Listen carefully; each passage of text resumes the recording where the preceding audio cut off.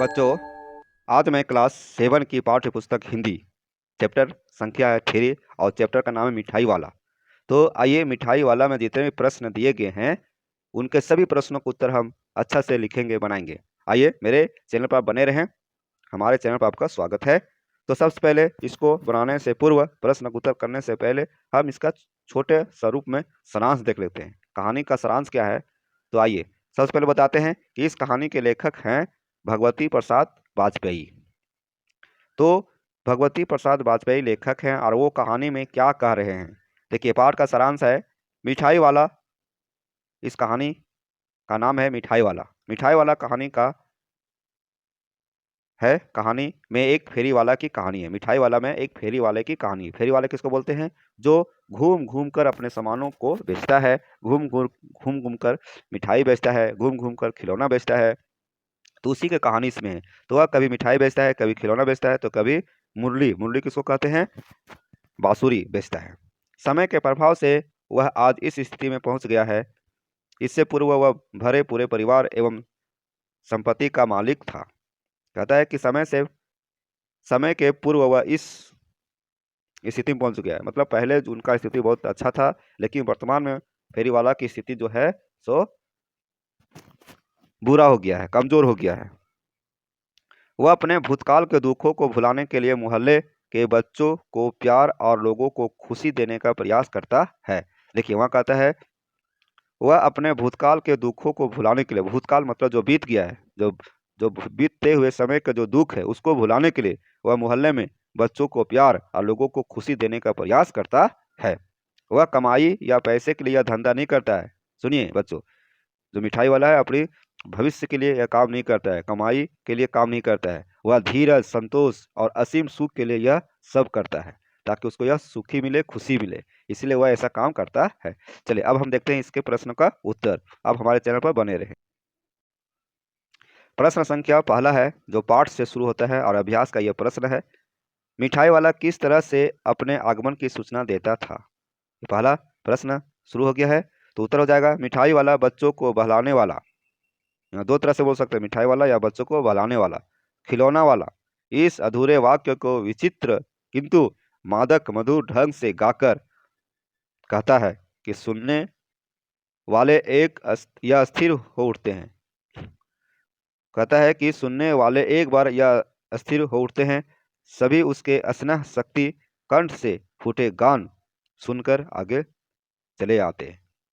कहने का तात्पर्य है बच्चों कि मिठाई वाला जो है वो जब गली मोहल्ला में प्रवेश करता है तो अपने मधुर वाणी से गाना गाकर लोगों को आकर्षित करता है और बच्चों उनके गाने को सुनकर उसकी ओर चले आते हैं और अपने आगमन की सूचना भी दे देता है। चलिए, क्वेश्चन नंबर दूसरा देखिए। बच्चे मिठाई वाला के पास क्यों खींचे चले आते थे? क्यों खींचे चले आते थे? बताइए, बच्चों है इस मिठाई वाला के पास क्यों चले आते हैं अपने आप बिना बुलाए? तो उत्तर हो जाएगा उसकी बोली स्नेहा भी शक्ति कंठ से निकलती थे। यहाँ देखिए, उनकी जो बोली, किनकी बोली? मिठाई वाला की जो बोली है स्नेह से भरा हुआ था, एकदम मधुर से भरा हुआ था, दुलार से भरा हुआ था, जिसे सुनकर बच्चे खींचे चले आते थे। उनकी मधुर वाणी को सुनकर बच्चे खींचे चले आते थे, उसे घेर लेते थे। बताइए कितना प्यार करते थे मिठाई वाला को।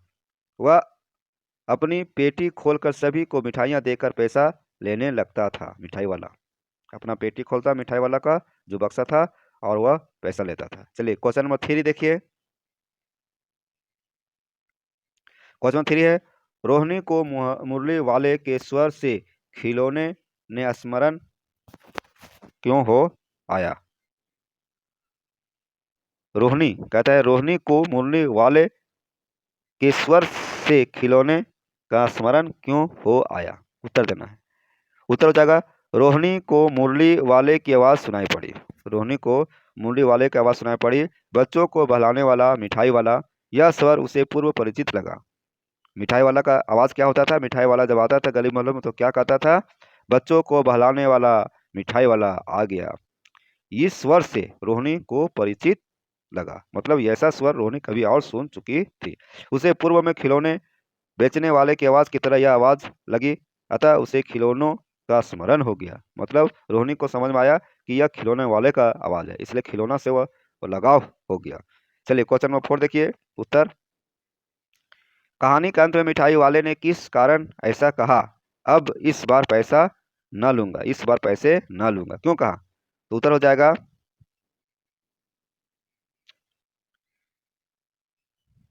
कहानी के अंत में मिठाई वाले ने किस कारण ऐसा कहा कि अब मैं पैसा ना लूंगा, है ना? तो क्यों कहा? क्योंकि रोहिणी ने पूछा तो उसने अपनी बीती सुना डाली। रोहिणी ने पूछा कि अब पैसा क्यों नहीं लेंगे, तो मिठाई वाला से अपनी बीती सुना डाली। बीती सुना डाली मतलब हुआ कि जो भूतकाल में उनके साथ जो बीता हुआ समय है उसको सुना डाला। भारतीय समाज में आप बीती पूछने वाला और सुनने वाला अपना हो जाता है। हमारे भारतीय संस्कृति में क्या हो जाता है, कोई बीती कोई दुखड़ा सुना रहा है और जो सुन रहा है वो दोनों के बीच हो जाता है, अपनत्व की भावना बन जाता है। अतः मिठाई वाले ने इस बार मिठाई के पैसे नहीं लिया। चलिए ये रहा 4 प्रश्न। अब आगे देखते हैं पाठ से आगे प्रश्न। पाठ से आगे प्रश्न क्या है देखिए। क्वेश्चन है फेरी वाले फेरी वाले ऐसी ऐसी आवाजें लगाते हैं कि